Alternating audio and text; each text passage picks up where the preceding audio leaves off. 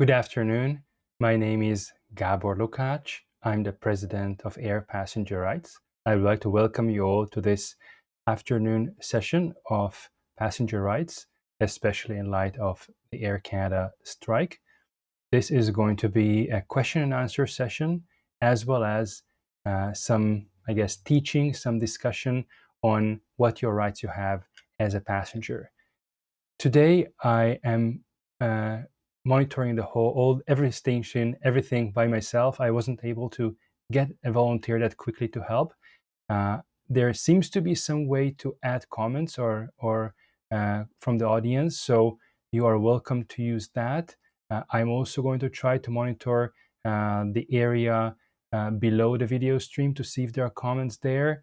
I hope that you will be able to get to me the questions. I am just not sure yet how the current version of Facebook live streaming works.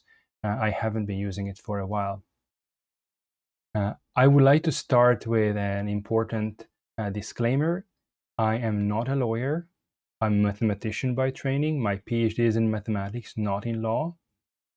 What you hear here is information. It is not legal advice.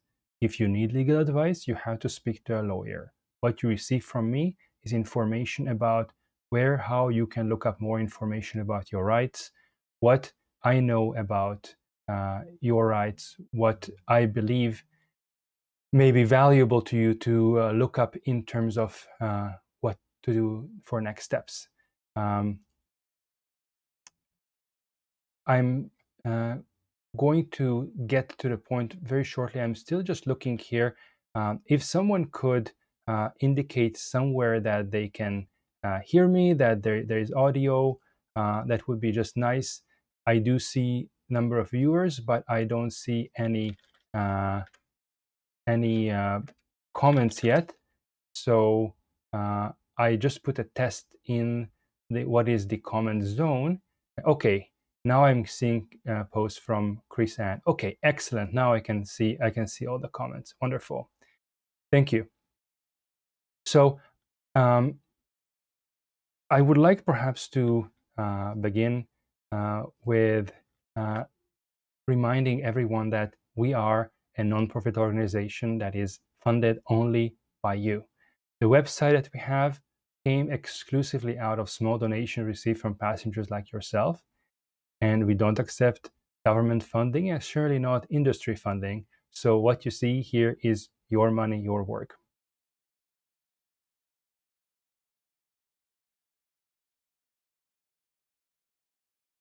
The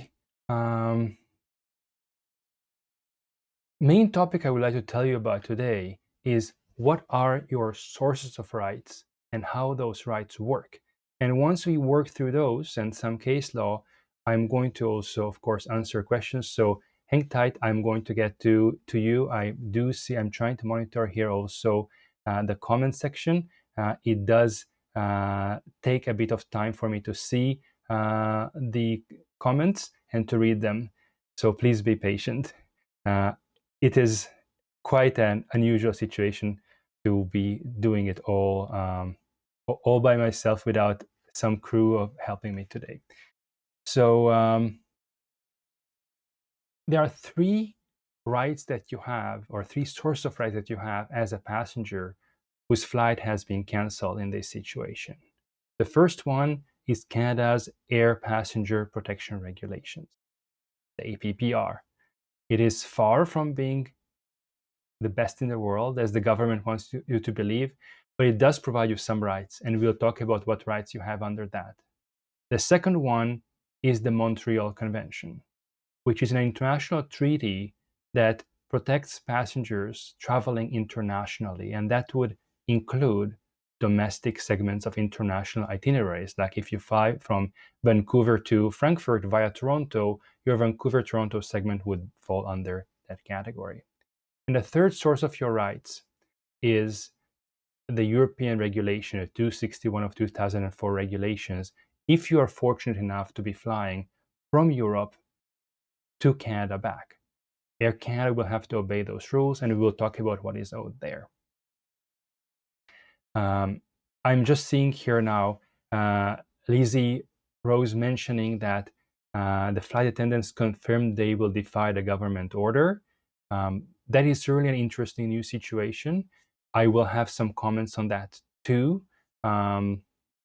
because in the European Union there is case law on that even an illegal strike, even a wildcat strike, is something that is not deemed extraordinary circumstances. So what I would like to do next is go through these three sources of your rights, the APPR, the Montreal Convention, and the European regulations, and understand how they work together, how they all blend together, and what you can achieve using them. I'm just looking here now at Eva's comment here. And flight cancellation on August 15th, well, there wasn't a strike on August 15th. Whatever the airline says about what the reason is, when they claim it's a labor dispute, well, you need to take it with a grain of salt. Obviously, from Air Canada's perspective, everything that has ever been canceled is outside their control. So it doesn't mean that you have to take it for face value. But also the question to ask is something that lawyers often would ask in a legal case is, do we really need to debate that question to know what my rights are? For example, if Air Canada provided you no alternate transportation anyway, it makes no difference whether it was within or outside the carrier's control. They just failed to provide alternate transportation. So that is the predominant aspect, that you didn't receive alternate transportation. And how quickly they were supposed to get you the alternate transportation which you didn't receive is kind of secondary. Let's jump just for a moment to the website. Again, the article on what are my rights. And of course, I apologize to those who correctly pointed out these are not the right Air Canada uniforms. Absolutely correct. I just didn't want to use any QP related image. I do support very much the flight attendants, but QP is a quite different matter. This is a good outline that you may want to have handy as we are going through today's discussion about the various options that you have under the APPR. And we are going today to go through what rights you have when the strike is ongoing in the current situation. I'm not happy about it, of course, how the air passenger protection regulations classify it, and we are going to come back to it under the European regulations.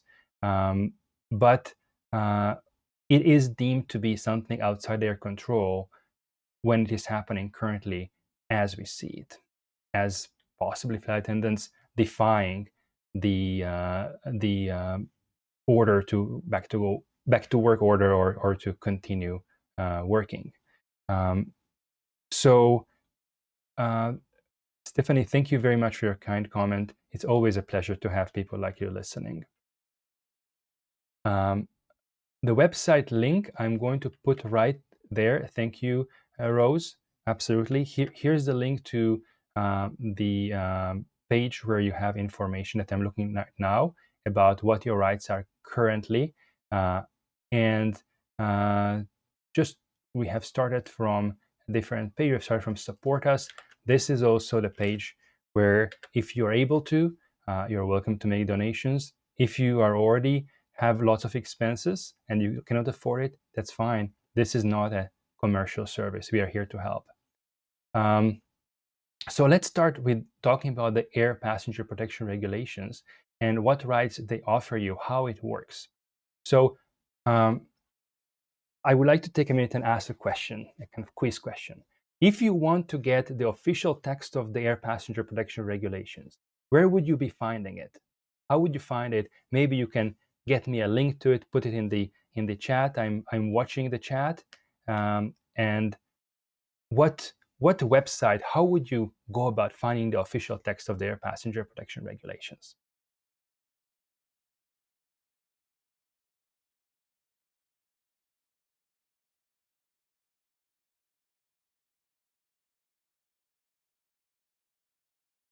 Any ideas?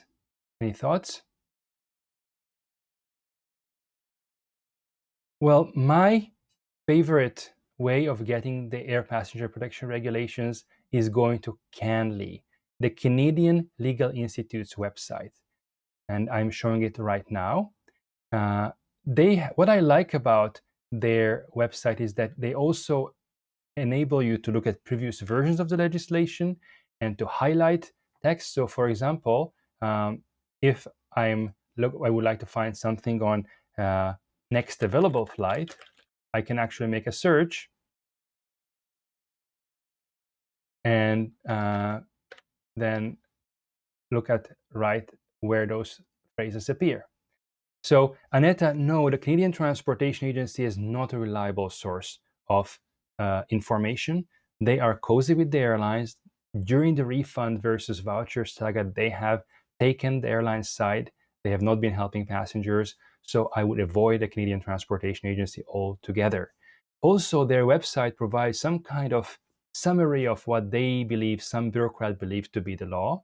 That is not what actually the law is. The law is as it is published. I've seen David Pansegru talking about Justice Canada. That's also a good source. That's an official copy of what has been published in the Canada Gazette.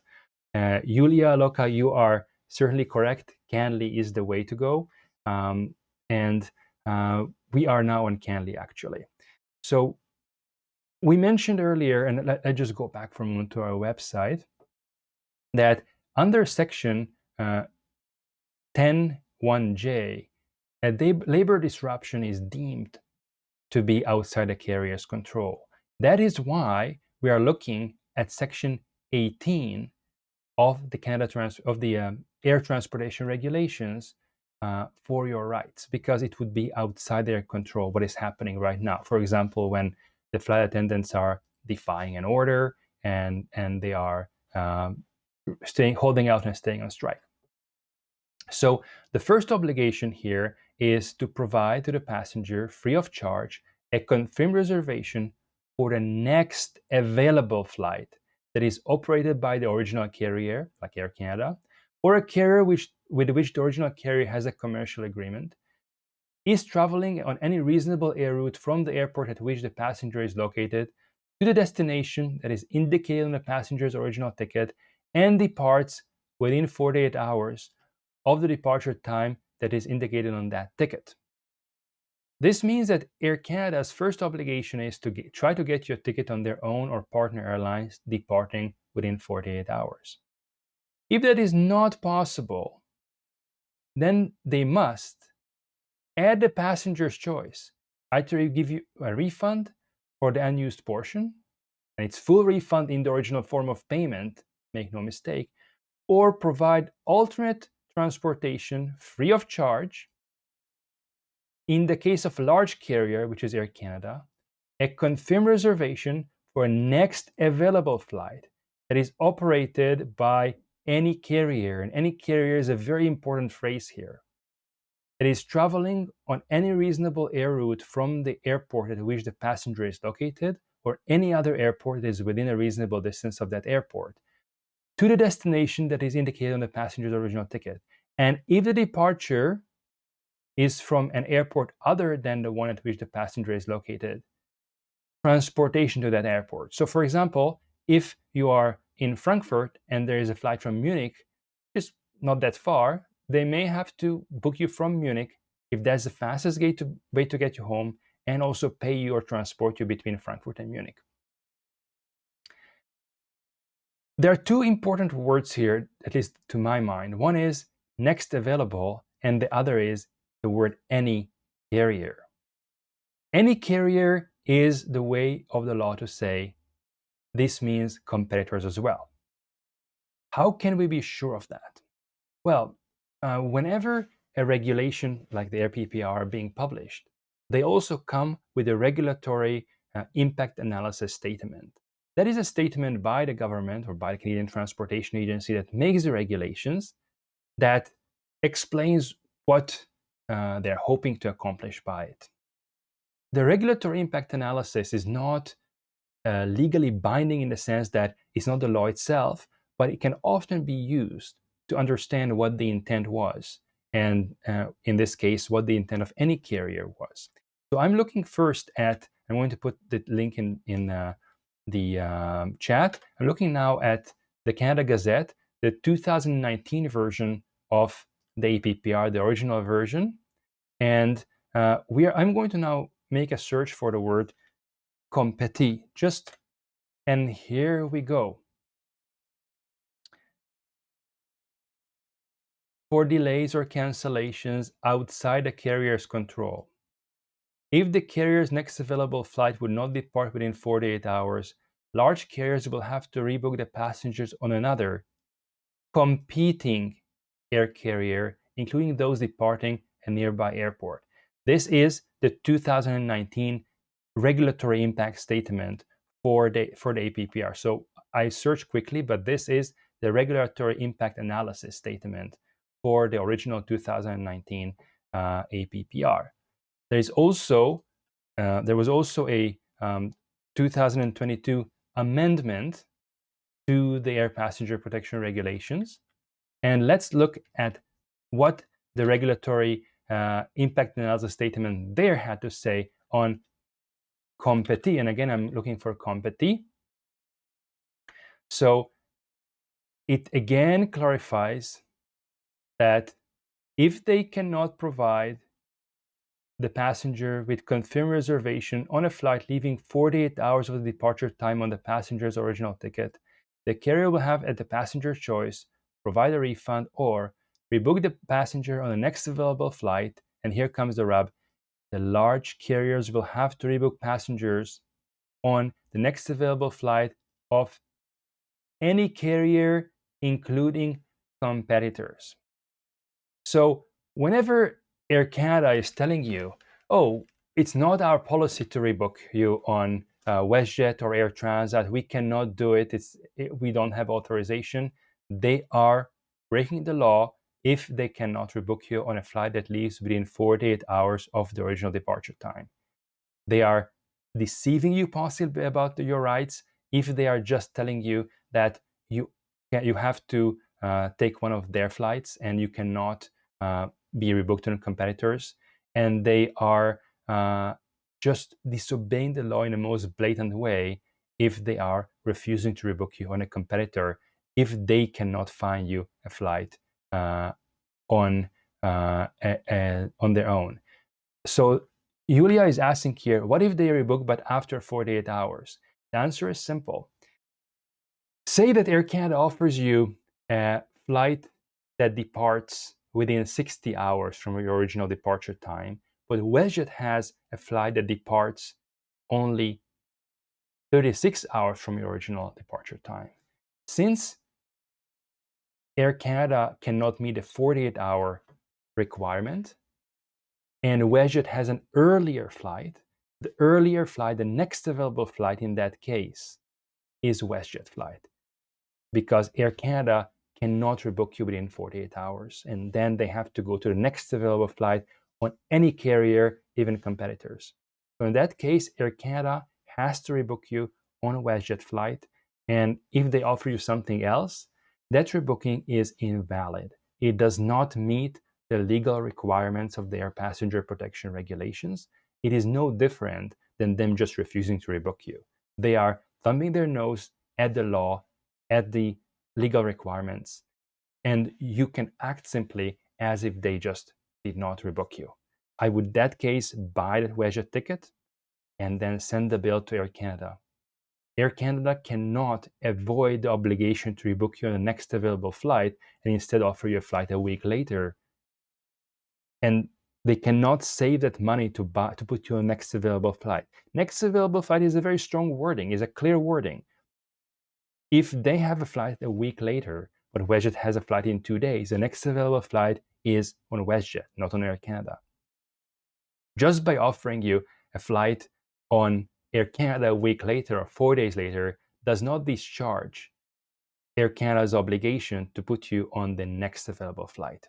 And I see here a question from Chris Ann. If you have a pet in cargo, the next available flight would have to be a carrier that allows pets in hold as well as. That's correct. They cannot just rebook you on any carrier. They have to ensure that you are traveling on the same type of service, the same amenity. Obviously, you cannot leave your dog at the airport and say goodbye, Fluffy, I'm going home. That's not something is possible. It has to be something which will accommodate you. This, pets is one question. Actually, it's a far bigger challenge for passengers with disabilities. I've been receiving an email from a passenger who actually was concerned about it because they have to notify the carrier in advance when they need accommodation. All these are concerns, and Air Canada has to take it into account.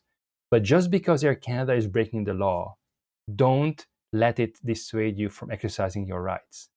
You have a right to get home as quickly as possible. And if Air Canada is breaking that right of yours, then there are remedies. And that's what I would like to show you. There are many more cases. I just picked a few to show you with the view of probably looking at far more down the line. So the first one is a decision from 2022 by the Canadian Transportation Agency. Let me stress again, I recommend avoiding the Canadian Transportation Agency for many, many reasons. This is not to suggest that you should go to them, but this decision can be a good authority that you may want to rely upon if you have to take Air Canada to court, because it explains the legal principles correctly. Often what the CTA does is has one decision which explains the principles correctly, and they just then ignore it and do something else behind the scenes, perhaps when it is not public. I would not trust the CTA as far as I can throw them, but this is a good authority that we are going to talk about in a moment, this decision. So Aneta is asking, my flight was on Saturday. AC said no available flights until Tuesday. I took action, bought porter ticket to Hamilton. What if AC now tells me we have a flight on Monday and I already bought a ticket? The point is, once Air Canada told you we have no flights for you, you are able to act on it. I would just ignore any further communication from the airline. Once they tell you we cannot rebook you, you have every right to take an action on your own at that point. And you don't have to wait what they do after that. Now, Lizzie is also asking a question. She has a flight from BXH to Frankfurt to Toronto, AC ticket. First that is Lufthansa. I would say, Lizzie, in Europe, and we'll talk about it more, if your flight from Frankfurt to Toronto is canceled, that is within something that airline has to pay for it. We will talk about it when we talk about the European rules. So you are entitled to meals, accommodation, and 600 euros if that Frankfurt to Toronto flight is canceled. Will they pay it easily? Possibly not, but we are going to fight for it then. Question from Rina. We have a flight booked to get back home from Punta Cana to Toronto. If our flight gets canceled and we have to stay at the resort longer, will Air Canada pay for it? Air Canada probably will thumb its nose at the law. Under the Montreal Convention, which we'll talk about it momentarily, because you're traveling internationally, you are in a far better situation than the APPR.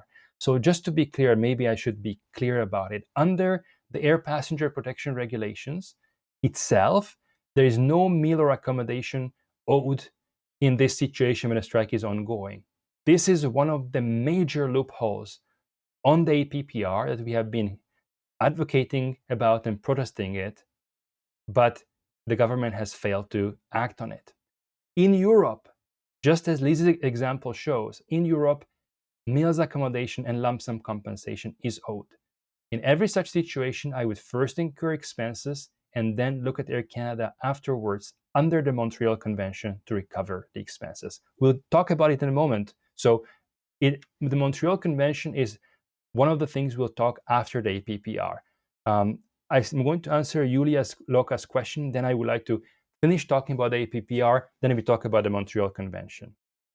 So Yulia Loka is asking, my kids are on a group booking with a large group, like 80, 90 people, from Vancouver to Toronto. I don't think it is possible to rebook on any airline at this point. Yulia, that may be the case, and if it's not possible and it's not possible, then there's nothing Air Canada can do either. I don't expect Air Canada to do something which is impossible. If there are absolutely no flights, then there's nothing that can be done. But when there are flights and Air Canada is falsely and fraudulently telling you that there are no flights, that's a different issue. Now, Pauline is asking, what about flying into a different airport than the original itinerary? The APPR speaks here, and back to that, about departing from a different airport. It doesn't cover that topic specifically. I would say that probably a reasonable real life type of judge would say that they also have to do it, but I cannot tell you that it is needed. And Craig is asking, what is the reason that compensation varies from $1,000 to $400 between continued travel and taking by a refund? Well, let's be clear. In Canada, currently the strike is ongoing. You are not entitled to lump sum compensation at all.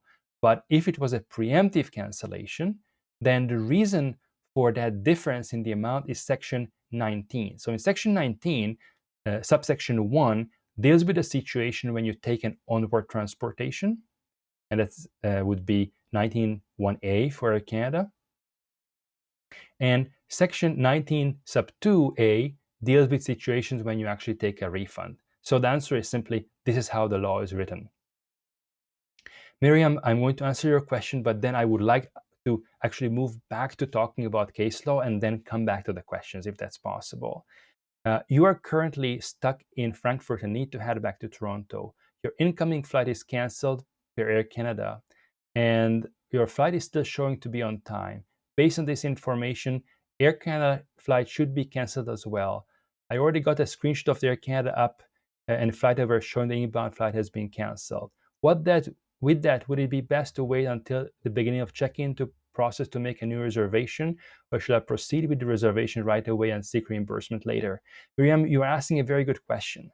And it's a question of, do you want to play safe, or do you want to be safe for your travel back home, or safe for your money back later on? In terms of getting alternate transportation, it's much more efficient, practical to already look for alternatives right now. But in terms of being able to put Air Canada in a situation that they actually have to reimburse you for your expenses, it may be safest until you actually get an official confirmation that your flight has been canceled. Now, back to the topic that we were discussing of what happens when the airline disobeys the obligation of rebooking you.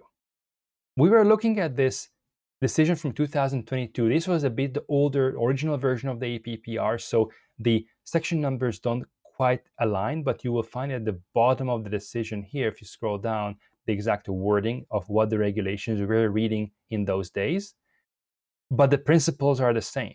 This is the decision of 47-C-A-2022. I'm going to put the link in the chat if I can. And so what happened here is that Monique purchased a round trip ticket on a Wesjet from Toronto to Quebec, Quebec City, and as was a return ticket, her return flight was canceled due to weather. And a Wesjet then rebooked her to March 1st. So the February 27th, March 1st, and in this case, she did not accept the rebooking and rent the car to drive to Toronto. She was refunded the unused portion of the ticket. So let's now look at how the case was unfolding.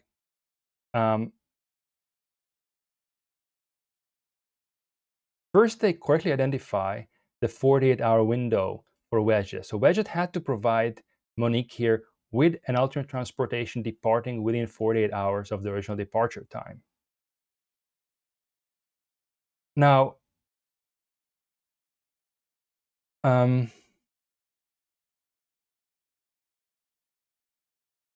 they accept that it was cancellation due to weather. But what Wesjet offered the passenger was a flight that was scheduled to depart approximately 60 hours after the end of the event. So in this case, Wesjet was not offering alternate transportation that would, on its own, or partner airlines that would depart within the 48-hour window. And it was also not trying even to put the passenger on an Air Canada flight on February 27 or March 1st. So the CTA is saying Wesjet sought availability on Air Canada on February 27 only, but not on subsequent days. In light of the above, the agency finds that Wesjet has not established that it provided alternate travel arrangements to ensure that Ms. Renault completed her itinerary as soon as feasible, as required by Section 18, sub 1 of the APPR. Accordingly, the agency finds that Wesjet did not properly apply its tariffs. And at the end result, the passenger was actually reimbursed for her renting a car and traveling because Wesjet did not fulfill its legal obligations under the law, under the APPR. Now, a second case that I would like to show you, which is somewhat different because it's not squarely an APPR, but also shows how the law works, is a recent decision from Nova Scotia Small Claims Court. I'm going to put the link in the chat, the Henniger versus Sunwing Airlines case. And what happened in this case was that Sunwing canceled the passenger's ticket not once, but twice, and they failed to provide alternate transportation. And they were just trying to push a refund on the passenger. Now, this was a bit different in the APR sense because, as I recall, in those days, Sunwing was a small carrier. So because it was a small carrier, it didn't have an obligation to rebook the passenger on competitor airlines. However, it was still not allowed to walk away from the contract of carriage. A scathing criticism from adjudicator Richardson here in Nova Scotia comes at paragraph 35 of this decision. What I draw from this, as well as from the evidence regarding the relationship between SWA, that's Sunwing Airlines, and Sunwing Vacations, is that the business model of either or both was premised on selling enough tickets for a particular flight or destination to fill a plane. If it failed to secure enough passengers to fill a plane by a certain date, the flight was cancelled. But such a business plan, which is based on projections as to future sales, as well as on sales and marketing efforts on the part of either or both SWA or SWV, something that is clearly within the control of either or both of them.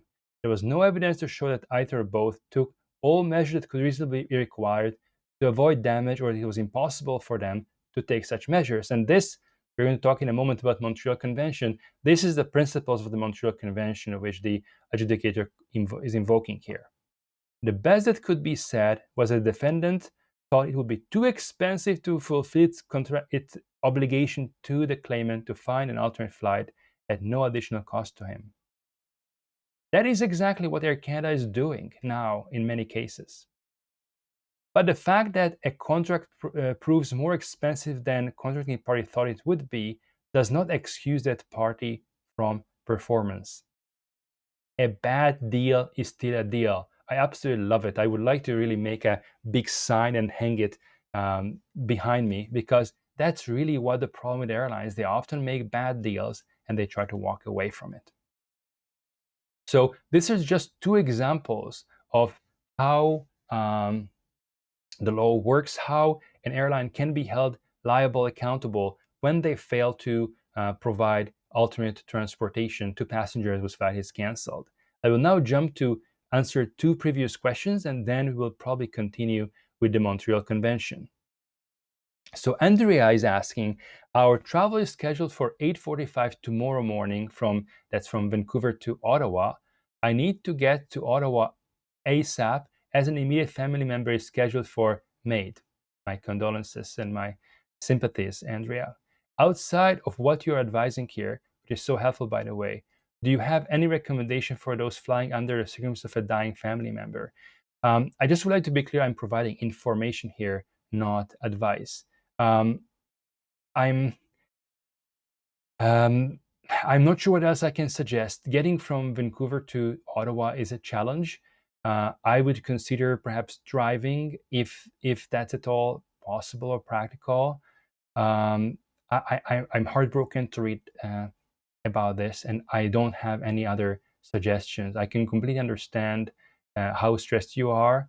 I would try to perhaps fly into any nearby airport. This is one of the situations where you just want to fly out or get there somehow. If maybe there is a pilot who a small aircraft who can fly you part of the way and then take the train from there. I'm speechless. I don't have answers, and I'm sorry. This is completely outside the normal, ordinary circumstances. The only thing that comes into my mind is some of those. There's a beautiful old Soviet film, I think called "The Ballad of the Soldiers," about a soldier who gets some vacation or some time off or leave of absence from the front because of his bravery, and he's trying to get home to see his mother. And eventually, all he's able to do is just give her a kiss and has to go back right to the front. I'm touched by the situation. I just don't have any good suggestion to provide here.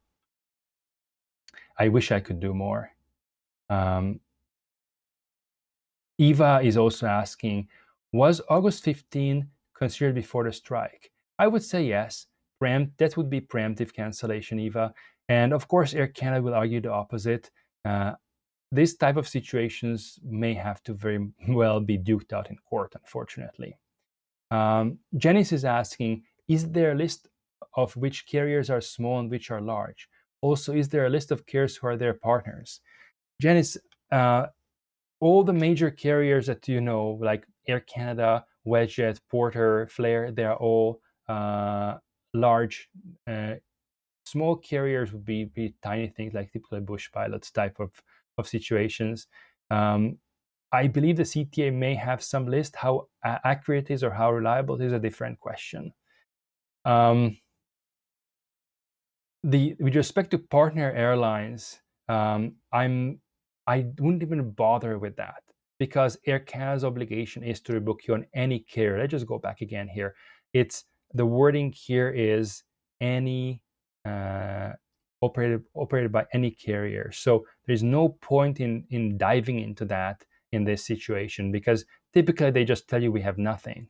And if you can find a ticket on a different airline, that shows that Air Canada has not actually done their homework.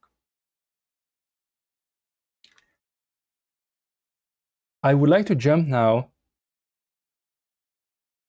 to talk about the Montreal Convention. So for those traveling internationally, it can be a very powerful instrument to actually provide you with some protection.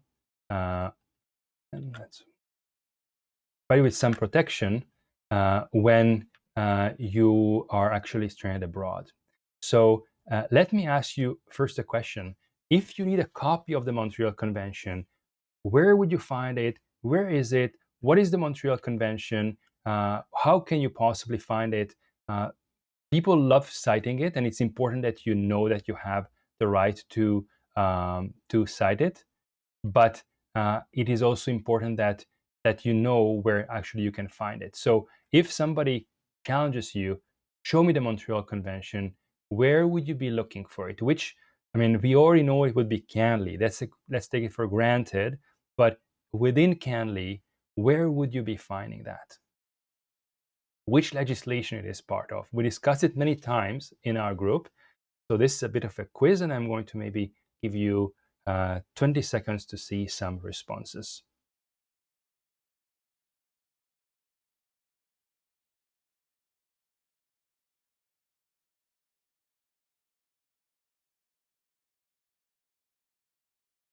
So we are right now just waiting for a couple of seconds to for you to figure out where you can actually find the Montreal Convention. What is the actual place where you can find its official text? Whether it is it will be somewhere on CanLII, but the question is where on CanLII. So who can put in the Okay, I'm seeing Nancy saying IATA. Julia, you put in the that Norwegian University. I love that text too. Both answers are correct, but what about Canadian law? So in Canadian law, you have to actually have something incorporated in domestic law in Canadian legislation. Just because Canada signed an international treaty doesn't make it a law in Canada, but the Montreal Convention is the law in Canada. So which legislation would it be? There's one thing that is mentioned a number of places, but now is the time to brush up on your knowledge. Vera is also referencing IATA. No, that's not the right place. And Vera also the CTA's website. And Lizzie, I just want to stop you there. Do not rely on AI chats with respect to your rights. AIs are generally full of hallucinations, full of misinformation. They are not a good source of information. There are ways possibly to make AIs safe with lots of error checking mechanisms, but a standard AI may very much lead you astray. Don't use it. The best that it can do is help you maybe with wording a letter in a nice, polite way when you are angry. That's very good use for, but don't use AI to find out your rights. It's not a good source in general, unless it is a software that was designed to correct all the hallucinations. So I'm now going to answer the question. The Montreal Convention is found in the Federal Carriage by Air Act. So the Federal Carriage by Air Act implements the Montreal Convention as a law in Canada. And it has a number of schedules. Don't let it fool you. But actually, the Montreal Convention is found down to Schedule 6. So Schedule 6. And this is not to be confused with the Montreal. There are also some Montreal Protocol. Schedule 6 is the Montreal Convention. It is the Convention for the Unification of Certain Rules for International Carriage by Air, and you want it from 1999.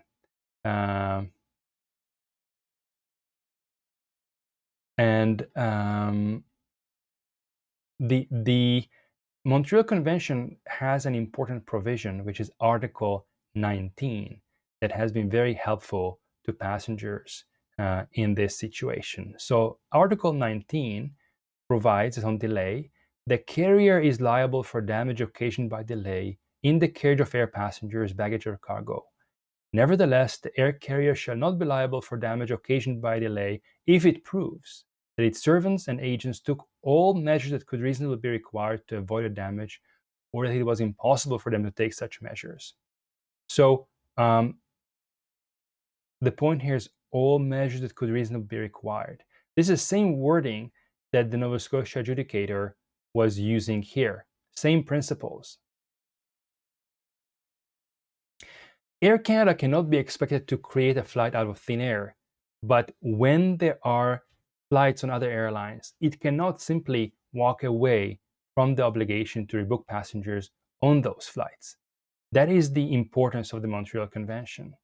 When those flights are available, Air Canada can be held liable for the cost of rebooking you on that, and also on meals, accommodation, and even lost wages that you incur because you're being delayed.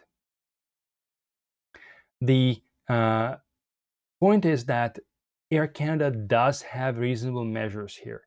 They could have simply settled with their flight attendants. They could have rebooked you on flights of other airlines. They are not doing it. They are not doing it in a systemic manner. And so they cannot claim that they have taken all reasonable measures or that there were no such measures. Air Canada is telling you that there are no flights because it's trying to pretend that it's impossible to take such measures.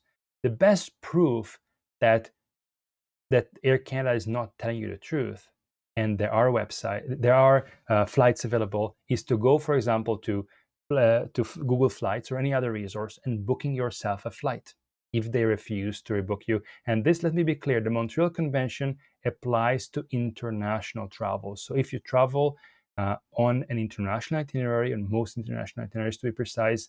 There are some few freak cases which doesn't apply, but they are rare. Warsaw Convention would apply there possibly. But if you travel round trip from Canada back to Canada, it would apply. And it would apply also to domestic segments of international travel.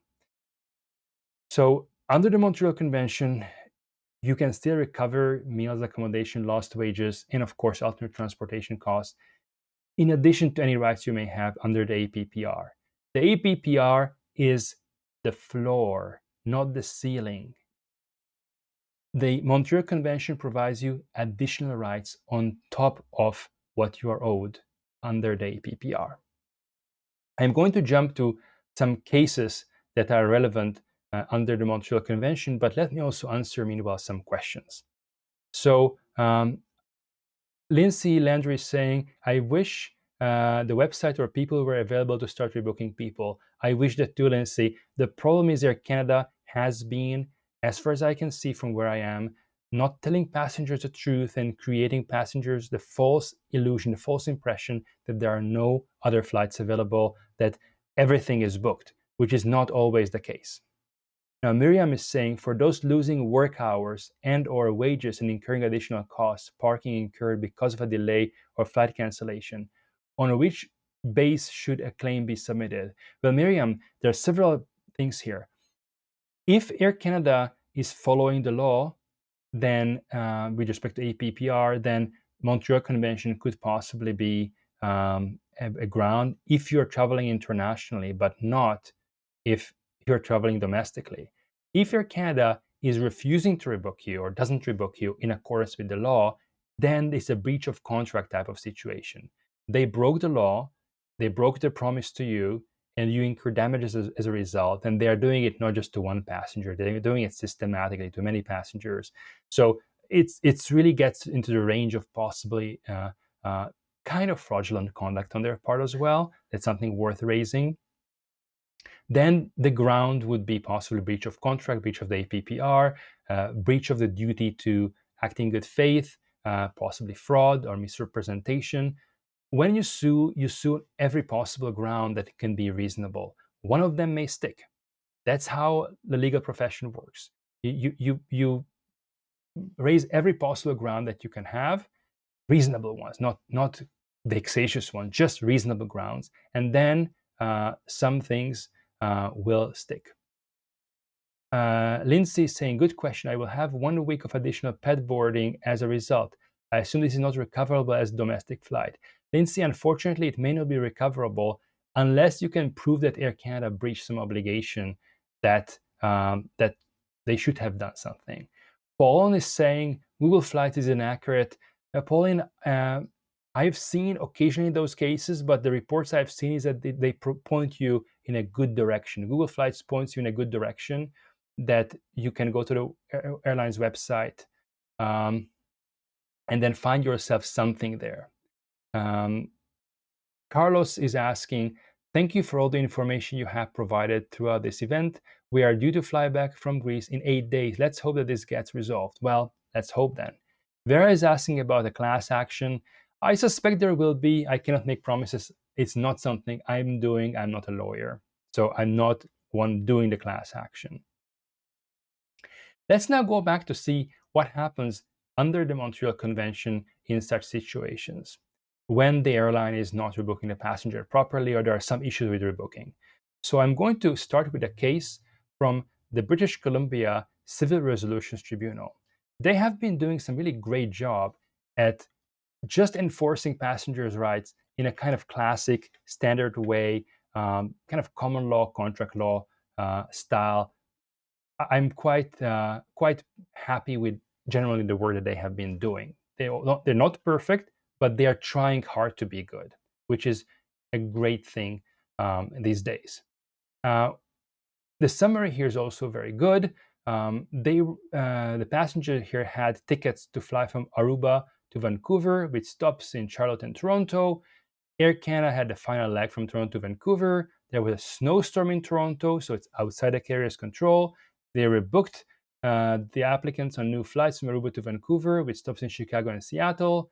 they say that despite being rebooked, Air Canada did not issue tickets for the revised itinerary, leaving him stranded in Aruba until they could book a new flight. And they are seeing negligent. They're saying that Air Canada was negligent. So there's no question Air Canada here had to actually rebook them, but Air Canada did not actually issue the ticket. And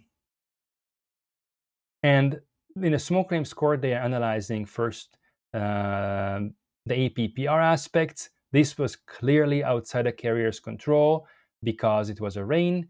Under how poor APPR is, when they don't give you a ticket, it is not deemed to be denied boarding, even though it should be.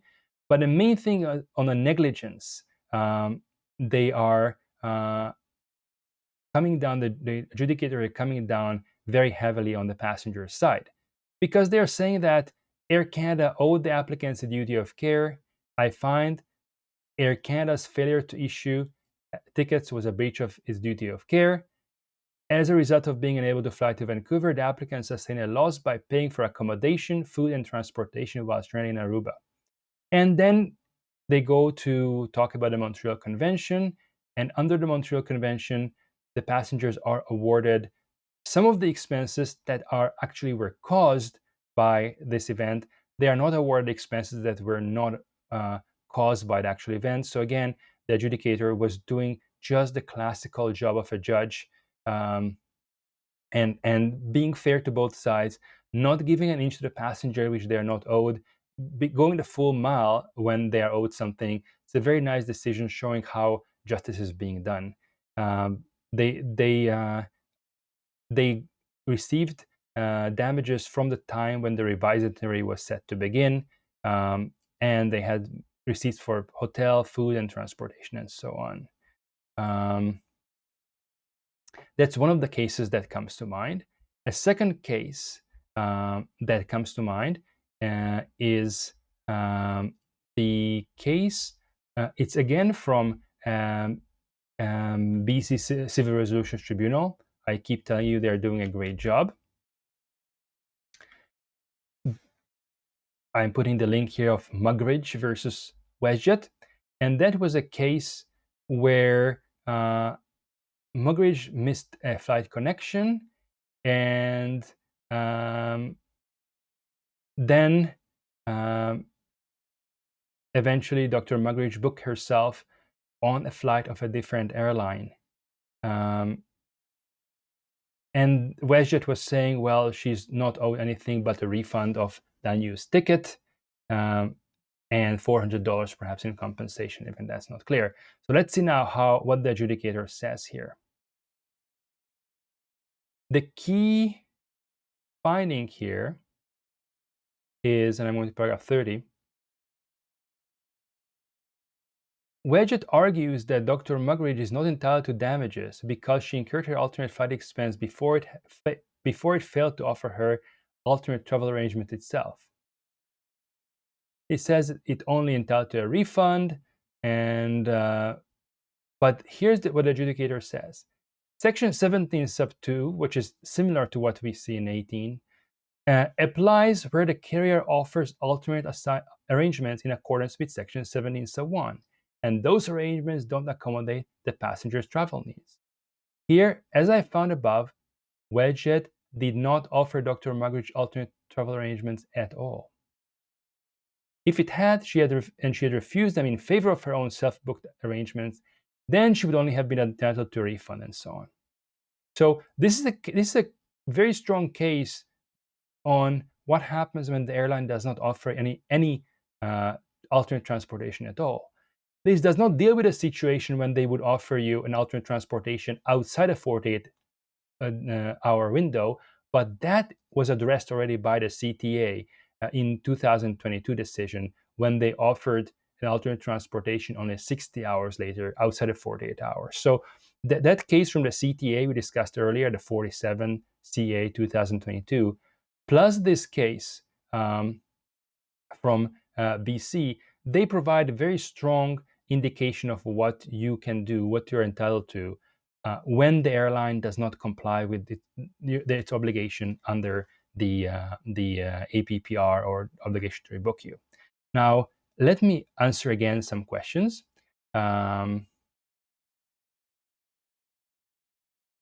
How is this going to work now? FA aren't going back. Has this happened before? I think it's somewhat unprecedented that it's a wildcat strike. This is clearly outside the carrier's control under Canada's laws, not under the European law, mind you.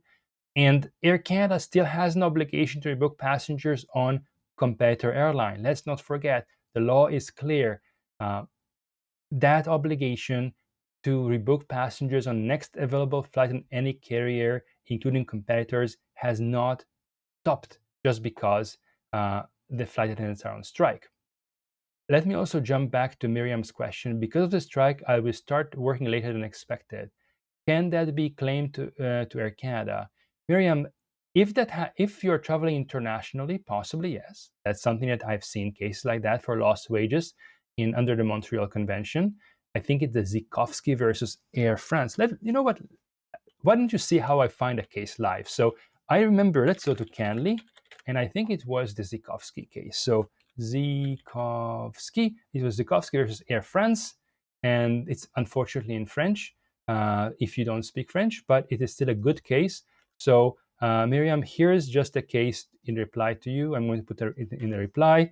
That case deals with what you can do under the Montreal Convention, or I think it was Montreal Convention. Let's double check. Convention. Yeah, it was a Montreal Convention. This is what you can do if you lose wages. Eventually here, the court ordered, the passenger in this case was delayed only 4.5 hours, and the court ordered the airline, Air France, to pay for it. So definitely that's a possibility. I'm looking for more questions. Olivia is asking, I was on an international itinerary and had a connecting flight from Toronto to Kelowna that was cancelled preemptively. I received the email that said Air Canada could not rebook us and was able to book Toronto to Vancouver and then a rental car from Vancouver to Kelowna within 48 hours. I'm worried about a part of the APPR that says we're owed continue reservation for next available flight days operated, blah, blah, blah. Okay. I would say that because you were traveling internationally, the Montreal Convention and its principles would apply here. Kelowna and Vancouver are not that far away from each other, and one has to interpret those laws in a practical way in favor of consumers. So you asked a very good question, Olivia, and maybe I have to digress again. There's another case that is often important to explain to adjudicators who are hearing your case, and that is Sidel versus Telus. It is a Supreme Court of Canada case. I'm going to put Sidel versus Telus right in the chat. I think it's paragraph 37, if I remember it correctly, that explains that consumer protection laws have to be interpreted generously in favor of consumers. So there is some element of practicality. You have to be able to get back home. The purpose of the law is get home as quickly as possible.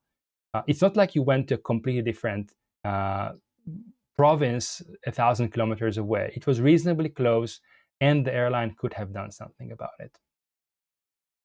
Eva is asking, should we submit all expenses through AC claim and also email a chief of legal officer and wait 30 days? Eva, I like your idea. Certainly emailing Air Canada chief legal officer is a good idea. Also filing it through official AC claim is a good idea. The problem is that the AC claim process is typically set up for the lump sum compensation mostly, not necessarily for expense claims. So it may be a challenge in that they will just tell you to get lost because they don't even understand. Some people are so ignorant who read those things filed there that they will just try to reject it with some template letter. But keep in mind, your goal is essentially to put yourself in a position to take it to small claims court. Personally, I would focus on the chief legal officer and I would not bother with other channels, but there's no harm in trying every possible channel, but I wouldn't wait more than 30 days. Now, Megan is asking, I've been watching Vancouver Departures. Looks like there were Air Canada flights departing, but maybe because AC is the only option. I'm almost certain our flight will be cancelled tomorrow. Vancouver to Osaka. How do you go about going through Air Canada to book an alternate flight? Do we not? We don't want a refund. If we are not happy with what they offer, while earlier ones are available, do you advise booking ourselves and send them the bill? So Megan, let me be clear again. I don't provide advice and provide information. If Air Canada does not offer you a rebooking in accordance with what the APPR says, and this is a primary obligation that departs within 48 hours, then it has an obligation to buy you a ticket on any carrier. If they refuse to do that or just don't do it, ignore the obligation, then you can go out and buy yourself a ticket. That's what the case law suggests. It's not up to you, it's not your job to run after Air Canada and try to beg them to get you a new ticket. The duty to rebook you is on Air Canada. So I would wait until your flight is canceled, then wait 2-3 hours, perhaps, maybe 3 hours, 4 hours, perhaps, if you're very generous, to see if they are rebooking you. If not, or if they send you an email telling you we cannot rebook you, then I would buy a ticket on a competitor. Now, question from Alicia. I booked a round flight ticket Toronto-Vancouver. Only the flight to Vancouver was cancelled so far. AC said they couldn't rebook me within the next 3 days. If I understand correctly, if I don't accept refund, buy the next available round-trip ticket with any airline, AC will reimburse that new ticket plus the cancelled AC ticket. Alicia, that's not precise. You cannot both get a refund of the cancelled ticket and have the extra expense of a new ticket reimbursed. That would be a double recovery. Your right as a passenger is to recover in a manner where you would have been had all this not happened. So had you been traveling as planned. So say you paid $500 for the Air Canada ticket, and you then buy a Wesjet ticket for $2,000, then you can get back $2,000 because that is an extra expense that they are trying to settle you with. But you cannot get back the $500 from Wesjet on top of it, from Air Canada on top of it. If Air Canada just pushes a refund of $500 on you without you agreeing to it, you can still claim the remaining $1,500, which is exactly what happened in the case from the Nova Scotia Small Claims Court, where the Hennigar case, where they did issue a refund to the passenger, but they spent twice as much on buying a replacement ticket, and Sunwing was found to have to pay for that. That's the upshot of the decision here. So they had to actually pay all the extra expenses. But you cannot have double recovery. Nancy is asking, are you able to show where we find case law, how best easiest to search for case law regarding Montreal Convention in Canley if we don't know cases? So Nancy, excellent question. I love that you are thinking forward. So in Canley, what you can do is just do a search here and put in quotation Montreal Convention in the top field and press enter, and I misspelled it, of course. Press enter, and I would be doing search by newest and look at cases, and you can find lots and lots and lots and lots of cases there. Some very complicated, some very simple, and there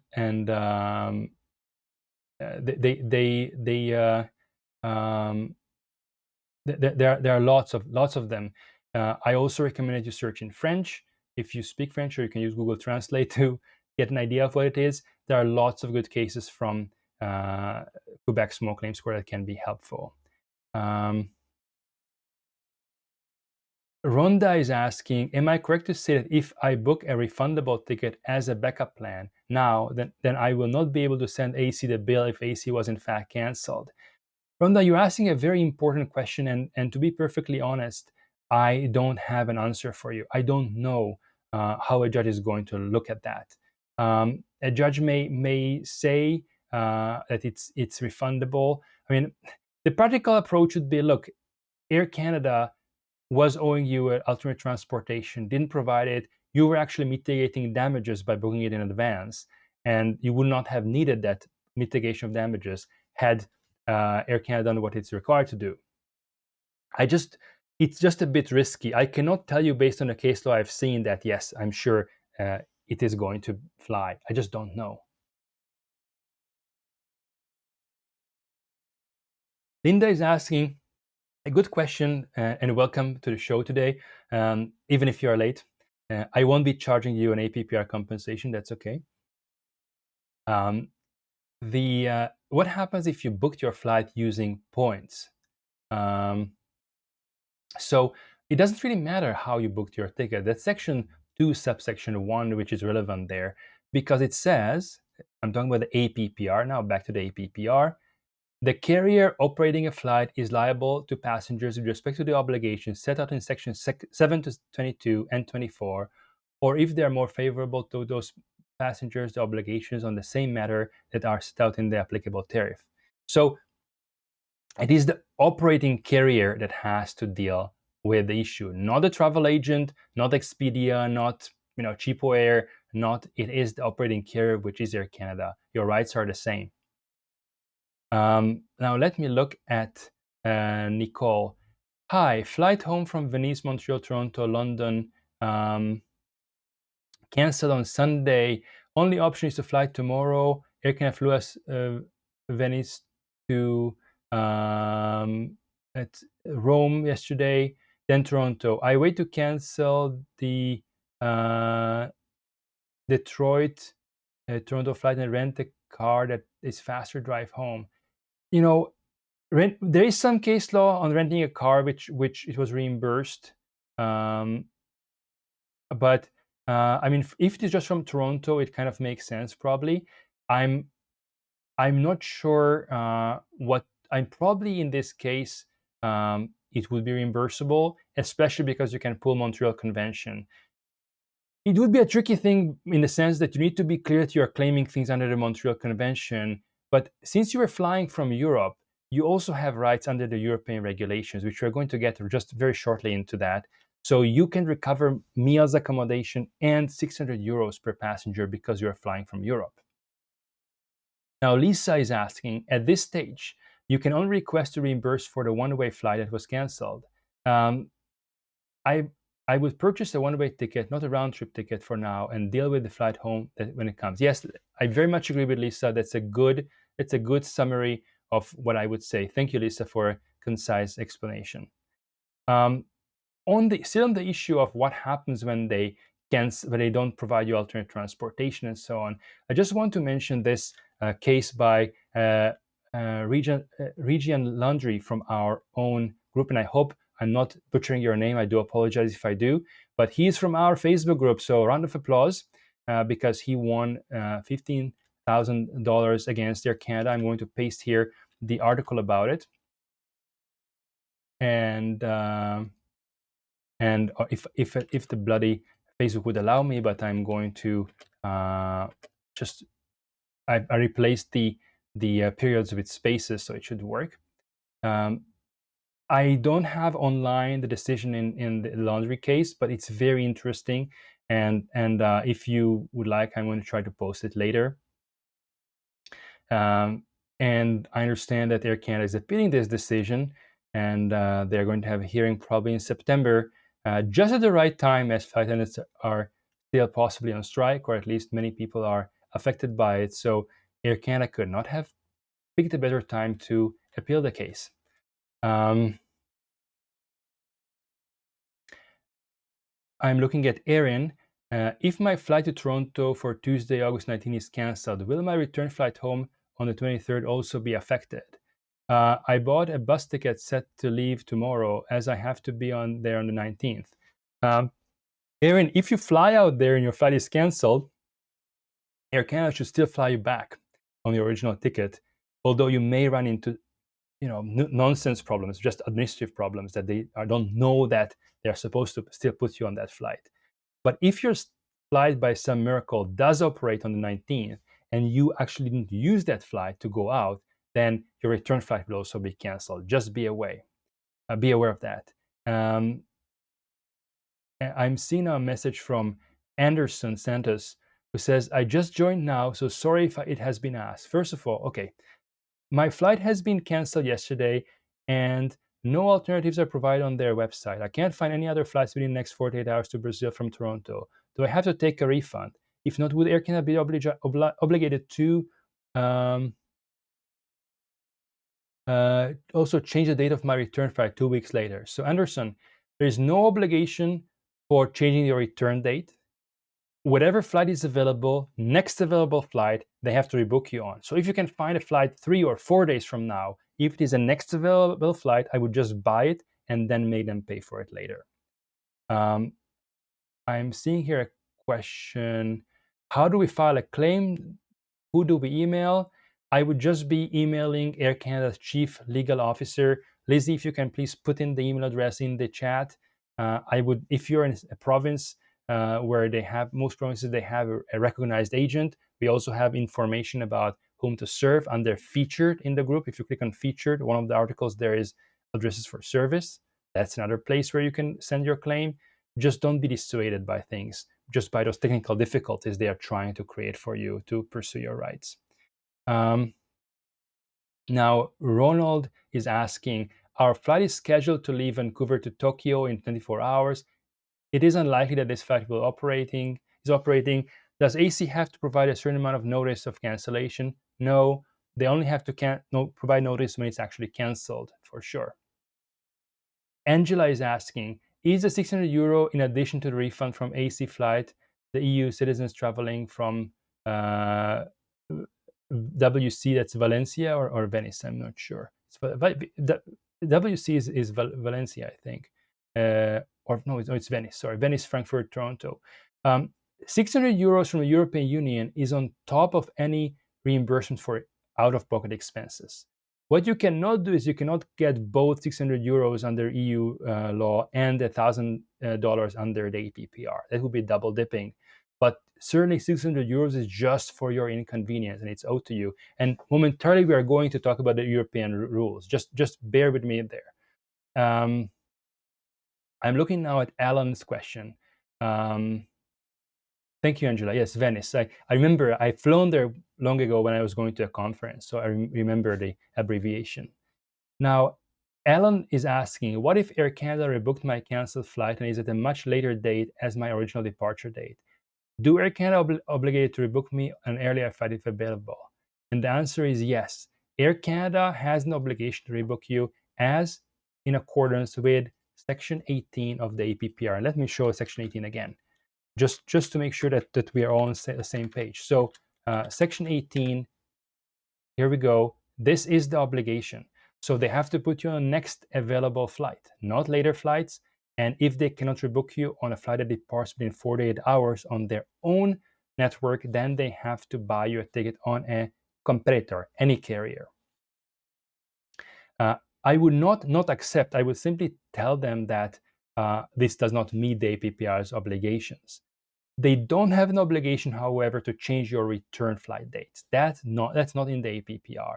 If you were going for 7 days, then if you are now have only a 4-day trip as a result, that's your decision to decide whether you want a 4-day trip or not. But the obligation is to get you on the flight, on the replacement flight for the flight which was canceled. Sharon is asking, if we miss our cruise on Friday because we can't get there, is Air Canada responsible for a non-refundable cruise cost? I have seen some cases under the Montreal Convention when they may be held responsible for cruise costs, yes, but the question comes down to the wording of the Montreal Convention, which is whether they have taken all measures that could reasonably be required to avoid the damage, or that it was impossible for them to take such measures. One argument is they should have simply settled with their employees, and that's the measure they should have taken to prevent the strike. That's a strong argument that in Europe actually has quite a bit of purchase. Another argument is that maybe they should have rebooked you on other flights, which is why you should be rebooking yourself if you can, because If you can rebook yourself, then clearly Air Canada failed to take all reasonable measures. That makes things simple. I'm also asked about Mark Barbeau, Air Canada's chief legal officer, that I would send to Mr. Barbeau legal correspondence, not gripes, not angry emails. That's not professional. I would send him only legal claims of the nature of, this is what happened, this is why Air Canada owes me, here are my receipts. I suspect he's going to pass it on to somebody else, so it may be someone else responding, but generally a company's chief legal officer is an address for legal correspondence, not to tell them I don't like your food, not to be angry. It's the address for actually legal notices, legal correspondence, and of course, it's natural that he's going to ask some of his underlings to deal with it or pass it on to the right department. But Air Canada has been blocking meaningful email communication for a long time if you are a passenger. So in the sense that you can send something online, but you won't have proof of what you send. Sending attachments is difficult, and getting proof of actually a copy of what you send is not really possible unless you take screenshots on the website. So if you want to be super sure, submit it both by email and on a website if you can, and take screenshots. But ultimately, your next step is taking the airline to small claims court when they refuse to pay. I'm now going to talk about the European rules. And by the way, you are awesome as an audience. We have been going on for about 75 minutes, and I'm still seeing something like 224 viewers, possibly more. So thank you for your attention and for staying with me for this long. Let's now look at the European rules. I'm going to paste for you the link to the European regulations into the chat. It is an important reading. I know it's a bit small. Let me maybe try to make the font a bit bigger. Under the European rules, when a flight is canceled, let's look at flight cancellation. When a flight is canceled,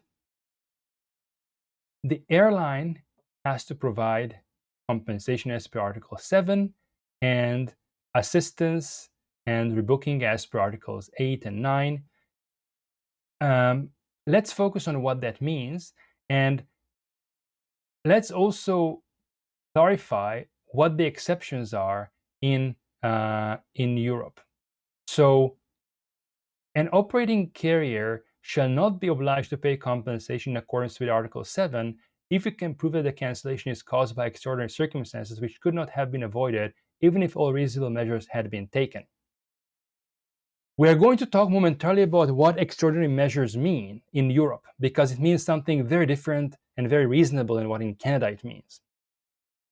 But let me sum it up this way. In Europe, a strike of the airline's own employees, even a wildcat strike, an illegal strike, is not an extraordinary circumstance. It's just business as usual.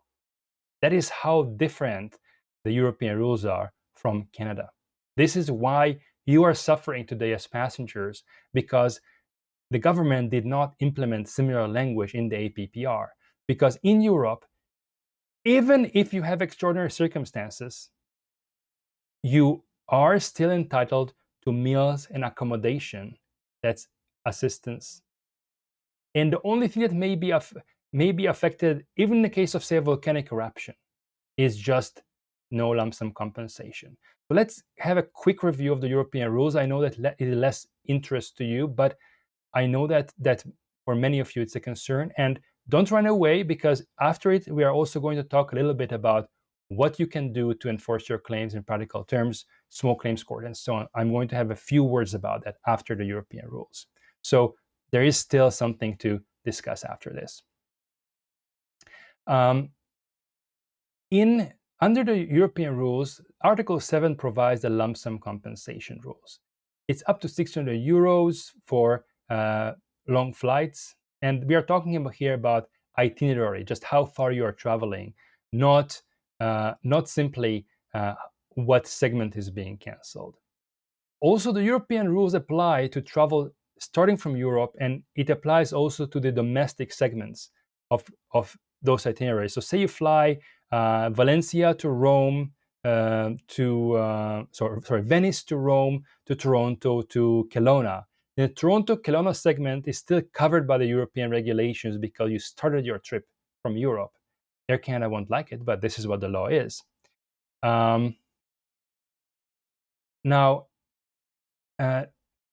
Article 8 is the right to reimbursement or rerouting, and they have to, again, reroute you under comparable transportation conditions to their final destination at the earliest opportunity.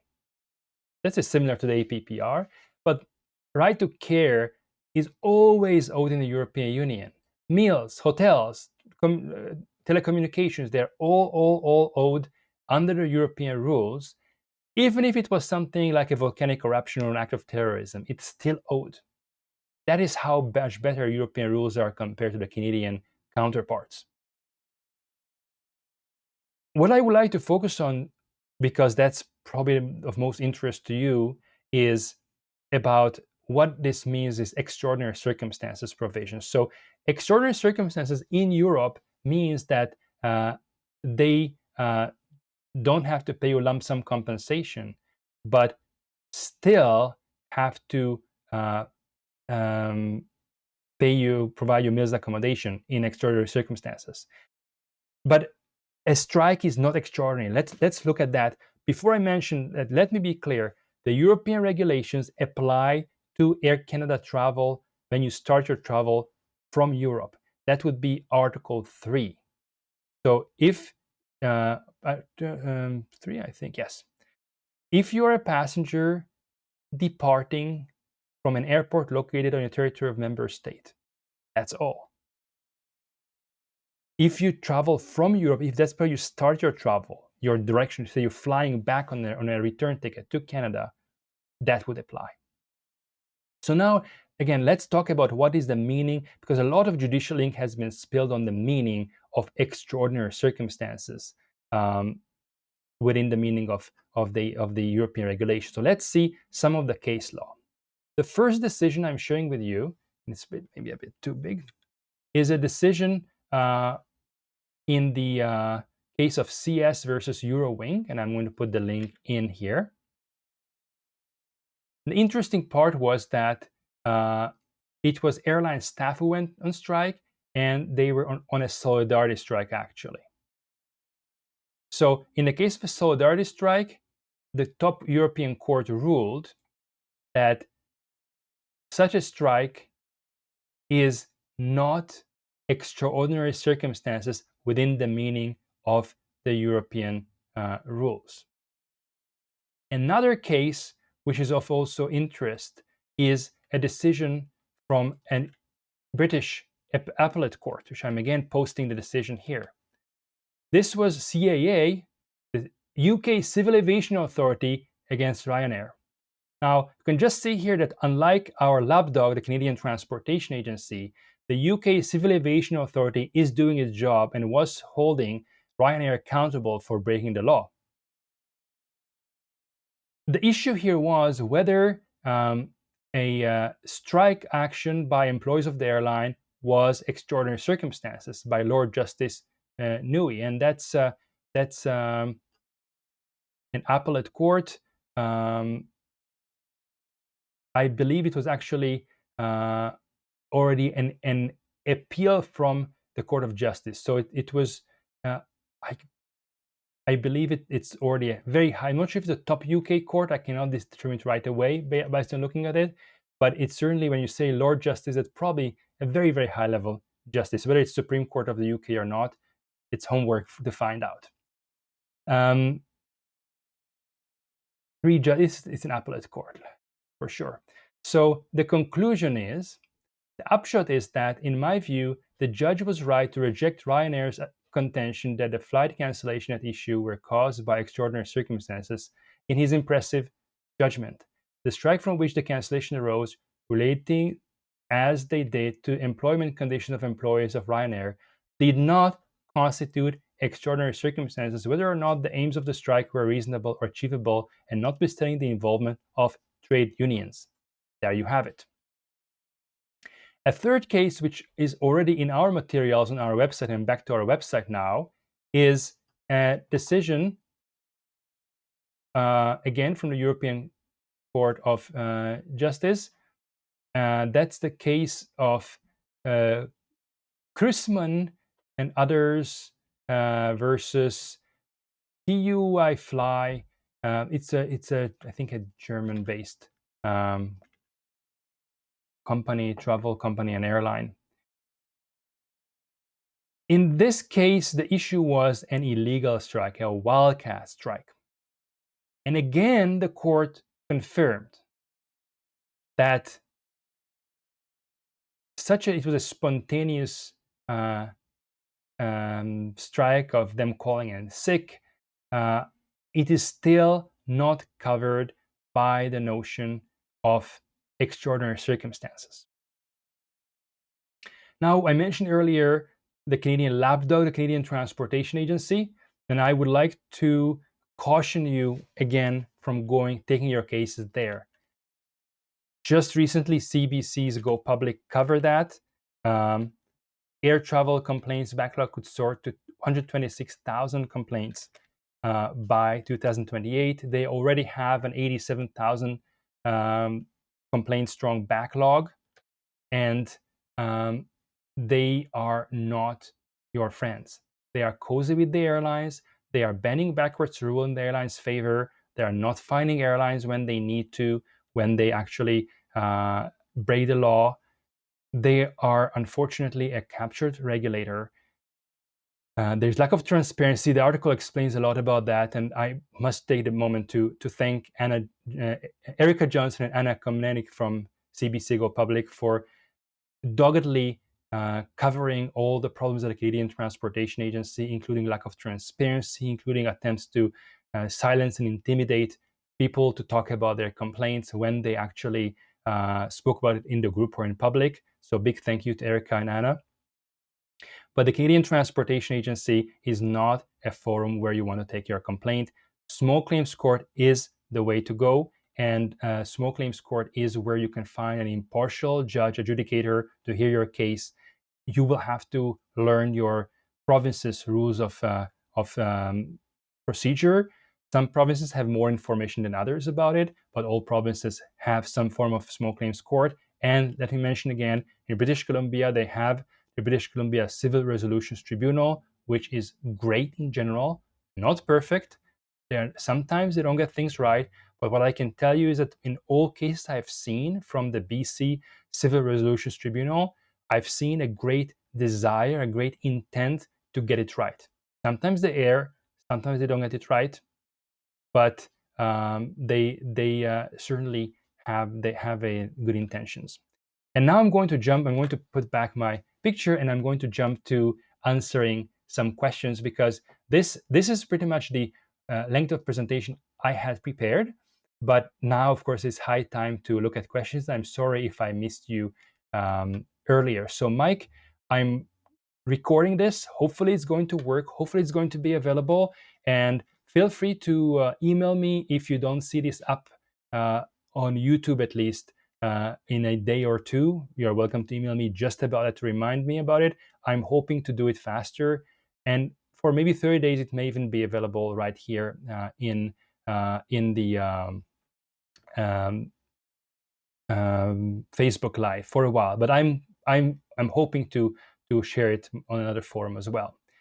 Ronald is asking, if we miss certain booked activities due to a flight cancellation, is Air Canada liable to cover those expenses? Ronald, under the Montreal Convention, yes. I've seen such cases, even missing a concert. If the airline failed to take all reasonable measures to prevent the delay, or that there were no such measures, Air Canada will have to argue that they have taken every measure possible. Certainly, if you can show that they did not look hard enough to find you an alternate transportation, they may be on the hook. If there was a business class seat they failed to book you, they may be on the hook. The question is really, they should have really settled with the flight attendants long ago. So that's also an argument that will have to be dealt with. Sarah is asking, where to send claims by mail. Sarah, you can send claims by mail, but make sure you send it registered mail if you do that. I prefer emails just to save mailing costs, but that's my preference. Small claims court will anyway have to be served properly. Tracy is asking, AC responsibility regarding seats. Bought economy latitude ticket and used upgrades for business class to Lisbon. If flight is cancelled, AC rebooks. What seat will AC be required to provide? I believe that they have to refund you your upgrade, but the primary obligation is get you on the original seat. However, for anybody, it's an important to know that if the only seat which is available is in business class, then the airline has to rebook you on that. Let's just touch upon that point because I know that it has been a bit of a debate between passengers, airlines, and so on. So what the APPR says, I'm now again in the APPR, but now I'm looking at section 18, subsection 2 and 3. To the extent possible, the alternate travel arrangements must provide services that are comparable to those in the original ticket. And the most important part is, if the alternate travel arrangements provide for higher class of service than the original ticket, the carrier must not request supplementary payment. So they have to put you on next available flight. If that next available flight happens to be only having first class seats, then they have to buy you tickets on that, and they cannot charge you extra for that. Another question by Anderson Santos. If I buy a ticket today for a week from now, aware of the strike, does the APPR still apply if we are still on strike by then? Anderson, I would say yes, it does apply. I don't think that buying a ticket now relieves Air Canada from the obligation to you. If Air Canada really believes that it cannot fly a week, they should not be selling tickets. As a general principle, a business should not be selling tickets or products or anything on a service that they know or expect they cannot actually deliver. Nicole is asking, is it common to claim lost wages if the flight is cancelled and rebooked at later date, forcing us to miss work? Coming from Europe to Canada. I mentioned earlier, I have seen a case from the Zikovski versus Air France case, and let me try to find it again. I think I had it on the screen here a moment ago, if I remember it correctly, or not. But I think I did have Zikovski on. Let me just try to find it. Yes, I did have Zikovski. So to answer your question, Zikovski provides a case law for lost wages. I'm going to put it in the reply to your comment. How common it is? Many passengers are not aware of their rights. They don't know what they are entitled to. So unfortunately, it is being claimed even when it's not being claimed even when it should be. And Erin, it has been a pleasure, and you're most welcome. I'm going to probably still wait for another minute or two to see if there are more questions. This is a time to ask. I'm still around, and we are at an hour 35 minutes, and I'm very grateful for all the 184 members who are currently watching, and 185 now. And it's really an honor to be here and to be able to provide you information. I also would like to mention again that we are only operating based on your generosity and your funding. So if you can afford chipping in, please consider making a donation to our organization. This goes to Air Passenger Rights. We are a federally incorporated nonprofit organization. These donations cover our websites, things that we need to just run things. We take no money in the form of salary. Everybody is a volunteer. It is just to cover our expenses, our out-of-pockets that are incurred in the course of advocating for you. Any more questions? This is final call for questions. And I am going to try to post this once we are done. I'm going to try to post this soon somewhere and make it available as quickly as possible. I will have to convert it to some format. Uploads may take some time. hopefully now it will work. But if you're in Halifax and have a very fast, good video card that is especially for this type of live things, let me know. I would love to have it because having a fast video card that can help with video editing would be great. So if you have something that you can help out, an old video card or good old video card is also help.